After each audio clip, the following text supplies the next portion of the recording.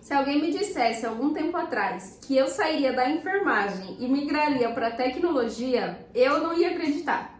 Mas foi exatamente isso que eu fiz. E eu estou aqui hoje para contar para vocês o porquê que eu fiz essa transição, como eu fiz, o que eu faria diferente se eu estivesse começando hoje. Então, se você está em uma área que não se sente valorizado ou que você está no seu limite, esse vídeo é para você.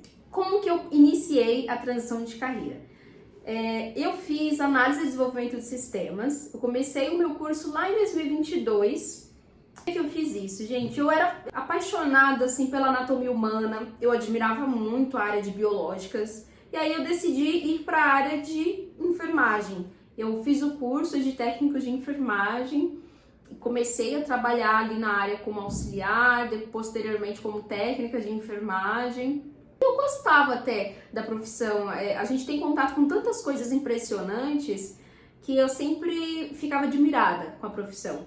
Mas profissão no meu dia a dia, questão de valorização da área, de salário, da pessoa em si, o meu estilo de vida não combinava muito com como eu me imaginava. Sabe aquelas perguntas que vocês já devem ter ouvido? Como você se imagina daqui a 5 anos? E aí, sempre que eu pensava nisso, eu tinha certeza de que a enfermagem não ia proporcionar para minha vida o que eu queria. Não ia proporcionar o estilo de vida que eu queria. Entre outros motivos particulares que não vem ao caso. E como eu tenho amigos e o meu marido hoje trabalha com tecnologia, ele me incentivou a pesquisar um pouquinho para ver se eu ia me interessar, se fazia sentido para mim. E que era uma área que estava em ascensão, uma área que continua crescendo muito. Então, ele me deu um empurrãozinho. Foi a partir daí que eu comecei a fazer cursinhos gratuitos mesmo. Eu fiz curso pela DIU, a Udemy. Eu fiz um curso de lógica de programação e um curso de introdução às ciências de dados. Eram as duas áreas ali mais comentadas de tecnologia. Quando eu fiz os cursos, eu gostei da introdução, gostei da proposta e falei, bom, vou fazer tecnologia mesmo. E foi aí que eu me matriculei, fiz uma redação na época e consegui um desconto para começar a faculdade. Em 2022 eu dei início então à graduação de tecnologia. Mas como eu trabalhava na área de enfermagem, era difícil, né? Era difícil vincular as duas profissões. Então de manhã eu estava coletando sangue, fazendo exames de ressonância e tomografia, e quando chegava à tarde eu tinha que ir para outro mundo completamente diferente, que era sentar no computador e estudar, uma área completamente diferente. Então foi bem desafiador, bem complicado, principalmente porque eu trabalhava na escala 6x1, então não tinha nada de home office, não tinha folga 2 dias seguidos, dificilmente folgava o final de semana. Então foi bem difícil conseguir conciliar os estudos de tecnologia com a profissão com que eu trabalhava na época. Mas eu fui ali, fazendo cursinho, comecei a fazer projetos, aprendi a mexer no GitHub. Eu sempre gostei muito de postar, de criar conteúdos. Então, mesmo na época da enfermagem, o meu LinkedIn já era ativo, eu já postava assim, uns textinhos, certificados da época da enfermagem.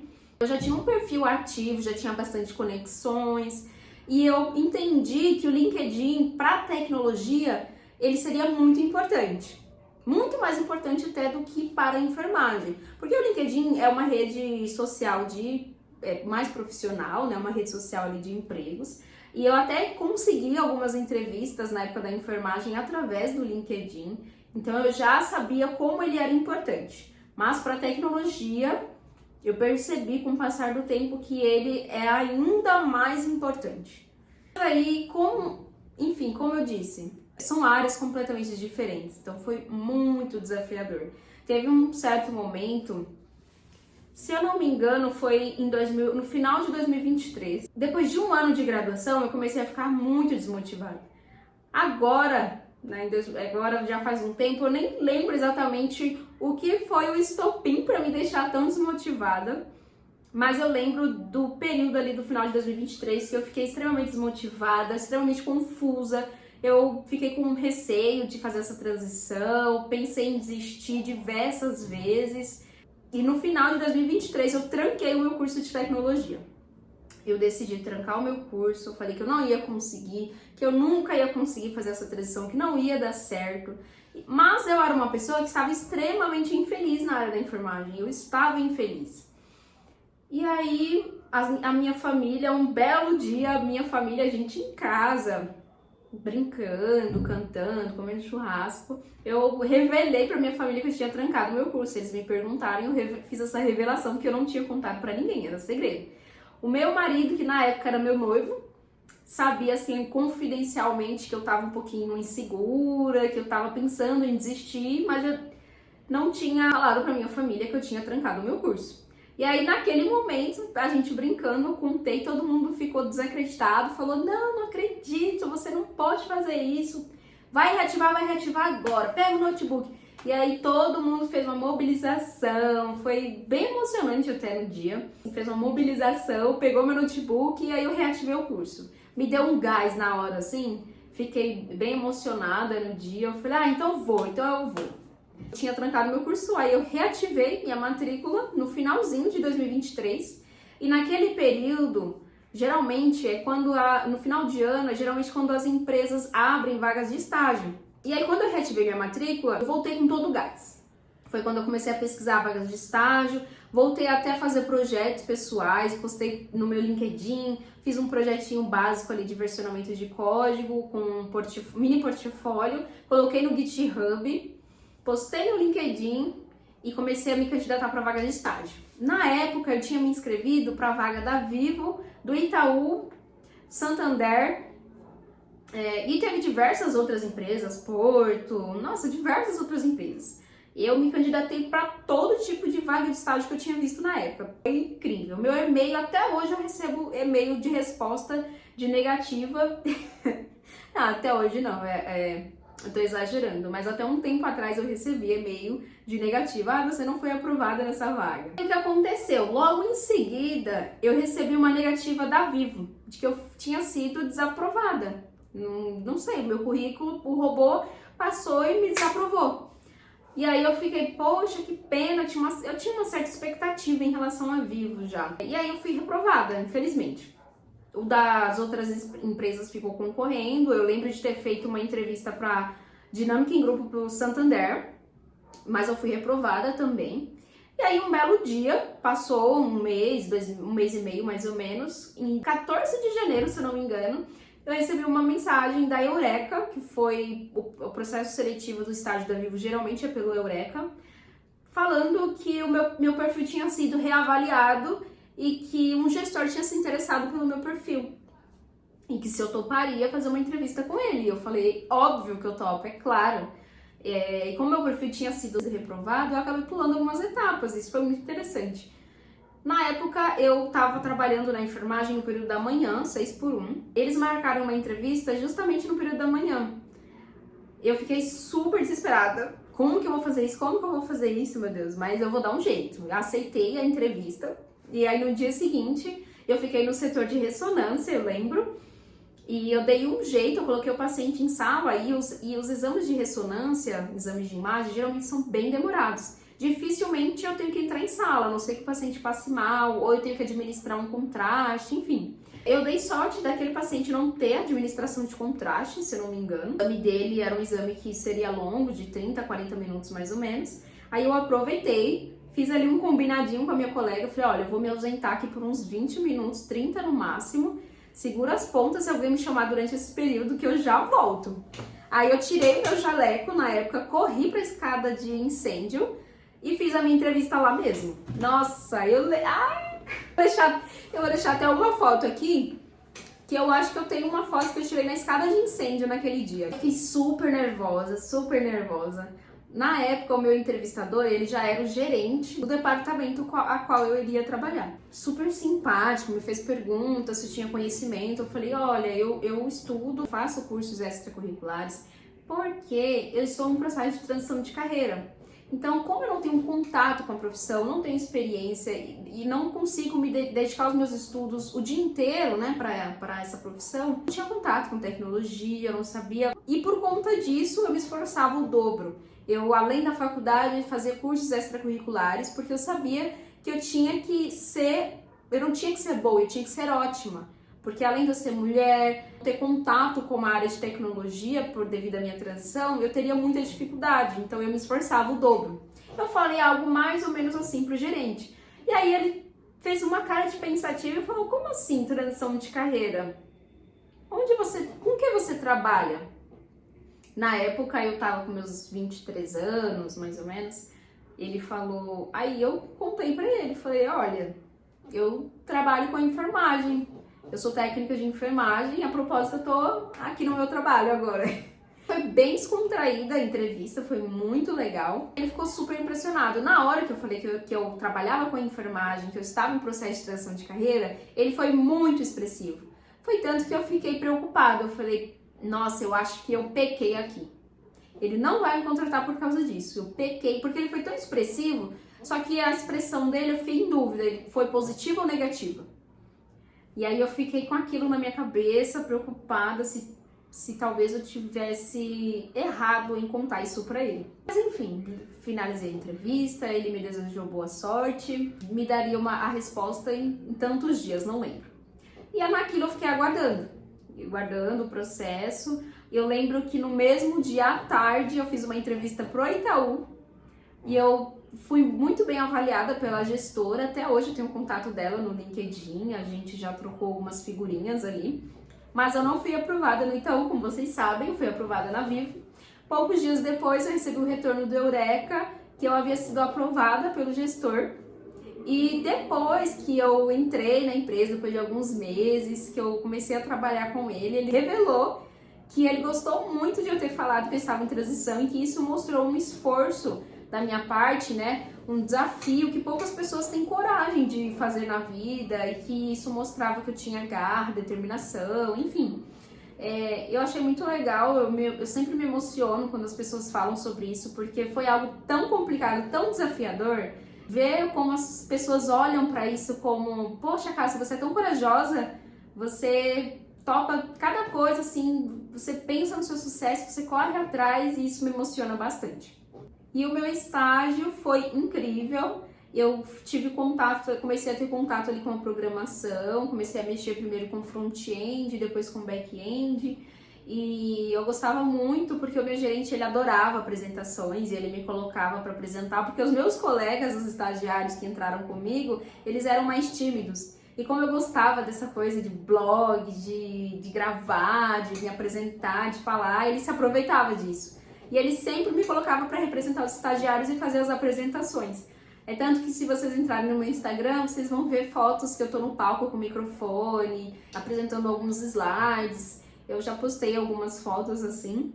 Eu me destacando por isso, né? Eu falo muito pra galera nas minhas outras redes sociais, no TikTok, no Instagram, que a comunicação é uma soft skills, né? Pra quem não sabe, soft skills são as habilidades comportamentais. E elas acabam se destacando muito mais do que as habilidades técnicas. Por quê? Porque um estagiário, geralmente, né, não é sempre, mas geralmente vai ser uma pessoa nova, uma pessoa que está iniciando uma carreira do zero, primeiro emprego, mas mesmo que não seja o primeiro emprego, mas é o início de uma carreira, o estágio. Então, as soft skills, suas habilidades comportamentais, elas acabam sendo mais importantes, pesando mais ali na dinâmica e na entrevista. Por quê? É muito mais fácil você ensinar o técnico para uma pessoa que tem um bom comportamento, uma pessoa que sabe trabalhar em equipe, que é flexível, que sabe se comunicar, uma pessoa que se porta bem, que fala bem, que gosta de se apresentar, ou que pelo menos saiba se comportar, mesmo que não goste, mas que saiba se comportar numa reunião, saiba se posicionar bem numa reunião. Porque por mais que você seja estagiário, você vai lidar com o seu coordenador, com o seu gerente. Então, a habilidade comportamental, ela é muito importante. Ela vai fazer você passar a vaga de estágio até mais, com peso bem maior do que as suas habilidades técnicas. Porque a habilidade técnica, ela é ensinável, ela é treinável. Agora, o comportamental é muito mais difícil você treinar uma pessoa que tem habilidade técnica, mas o comportamento dela não é muito bom. É muito mais difícil. E quando eu entendi isso, eu usei isso ao meu favor na época da enfermagem. Quando eu colocava o meu currículo, eu não tinha nenhuma experiência de tecnologia, tinha poucos projetos de tecnologia, porque eu não tinha conhecimento da área.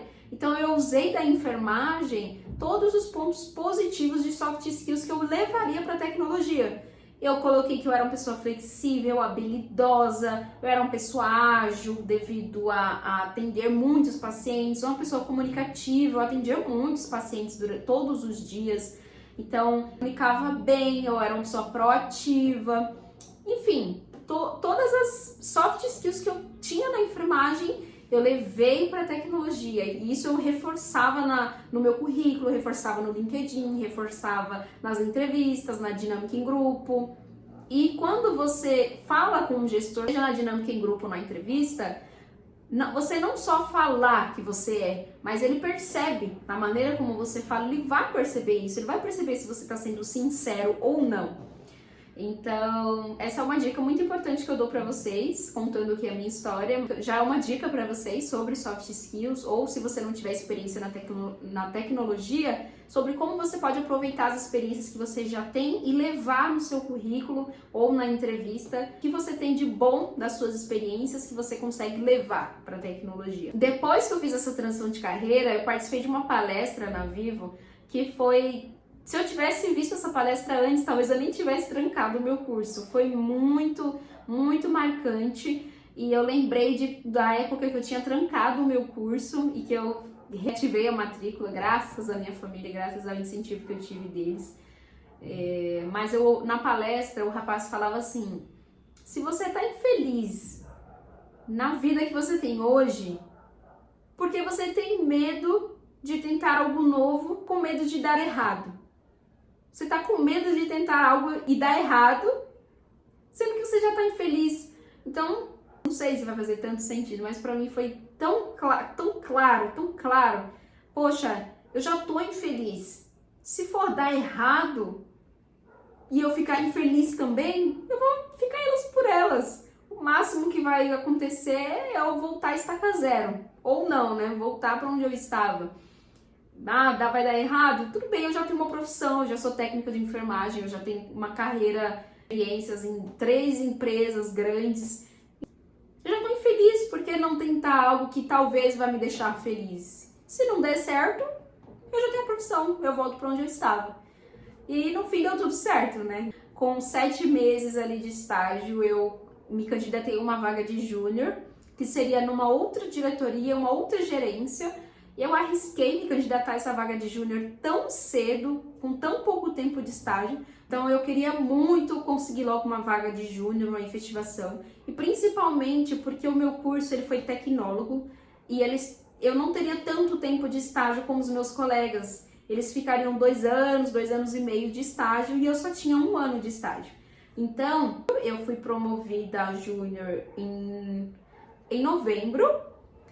E se eu permanecesse como estagiária, meu contrato ele se encerraria no próximo ano, em julho. Então, eu teria pouco tempo para concorrer a vagas internas da empresa mesmo. E se eu não fosse promovida na empresa, quando eu saísse, eu tinha certeza, eu já sabia, conhecidos meus que já tinha acontecido isso, e eu via muito no LinkedIn casos parecidos, de pessoas que encerravam o estágio sem ser promovido e era muito difícil você conseguir uma vaga de júnior no mercado. Porque a vaga de júnior, na maioria das empresas, elas são destinadas aos estagiários. Então, quando você vai para o mercado, é muito difícil você ver vaga júnior. E quando você vê, são empresas de médio porte, que o salário não é tão bom, ou até acha empresas grandes, mas eles já vão trazer ali uns requisitos diferente da empresa que você teve experiência como estagiário, né? Porque a Vivo, por exemplo, é uma empresa de telecom. Então, para eu pegar o conhecimento que eu tive como estagiária na Vivo e levar para uma outra empresa, teria que ser uma empresa com um mercado parecido, né? De telecom também. E seria mais difícil eu conseguir uma vaga de júnior em um banco. Não é que é impossível, tá? Não estou dizendo isso. Mas são cenários diferentes, seria mais complicado de eu conseguir. Então eu queria muito correr para conseguir uma vaga de júnior. E aí, com 7 meses, eu me candidatei para uma outra diretoria. Eu fiquei empolgada porque a vaga que eu me candidatei, ela seria na sede da empresa. Então, eu tinha certeza que lá eu teria mais chances de crescimento, de carreira, eu conseguiria aparecer mais, criar conteúdos, que era a minha intenção. A Vivo tem um programa de creator, né, de influenciadores internos. Então, lá, se eu trabalhasse na sede da Vivo, eu conseguiria recursos. Não só para a criação de conteúdo, como também para crescimento da minha carreira mesmo. E foi a melhor decisão que eu tomei. Eu caí numa gerência maravilhosa, que graças a Deus eu tenho evoluído muito lá dentro, aprendi muita coisa, não me arrependo e tenho crescido desde então, tem dado tudo certo, eu tenho evoluído bastante, conhecido diversas tecnologias e outras áreas, outros departamentos de tecnologia que eu não conhecia até então, não sabia que existia. E vivendo nesse mundo agora eu sei o quanto a tecnologia é ampla. Mas é isso. Inclusive, se você está pensando em migrar de profissão ou se tem interesse em entrar na tecnologia, comenta aqui embaixo o que você está achando, o que você achou da minha transição de carreira, se foi muita loucura, se você teria coragem de ter feito a mesma coisa que eu. Eu geralmente tento ler todos os comentários e responder eles. Então deixa aqui embaixo o que você tá achando. Se você tá perdido, não sabe por onde começar, eu quero te ajudar. Eu crio conteúdos aqui no intuito de ajudar mesmo as pessoas a se encontrarem, a não cometer muitos erros que eu vejo que algumas pessoas cometem. Dicas para vocês tomarem cuidado, porque hoje o mercado tá muito mais concorrido, tá? De tecnologia. Então, se você tá com receio, não sabe por onde começar, tá com medo, eu tenho um checklist que eu preparei com todo o passo a passo que você deve fazer antes de se candidatar para uma vaga de estágio. O que você vai preparar, onde você vai preparar, o seu cronograma, como que você vai fazer antes de dar o seu primeiro passo em se candidatar para uma vaga de estágio. Tá bom? Como você deve estar para você apertar o botão de se candidatar. Esse checklist eu vou deixar aqui na descrição. Nos meus perfis das minhas outras redes sociais eu também deixo na biografia. Então esse checklist é para você que quer se preparar com estratégia para as vagas de estágio. O checklist que eu comentei com vocês está aqui, a capa dele. Ele é para quem quer começar com uma estratégia, tá? Vou te dar todo o passo a passo do que você deve fazer antes de se candidatar para a vaga de estágio. Junto vai vir um template de LinkedIn, capa de LinkedIn e currículo editável no Canva, com todas as informações de tecnologia. Um currículo limpo, prático, só para você editar com seus dados e já se candidatar para a vaga de estágio, tá bom? E se esse vídeo te ajudou, te esclareceu alguma coisa, ou tirou o seu friozinho na barriga que você está querendo fazer uma transição de carreira também, já se inscreve no canal, curte aqui, compartilha com seus colegas, com alguém que também está pensando em fazer uma transição de carreira. E lembre-se, transição de carreira não é começar do zero, é começar com bagagem. Obrigada, gente. Até o próximo vídeo.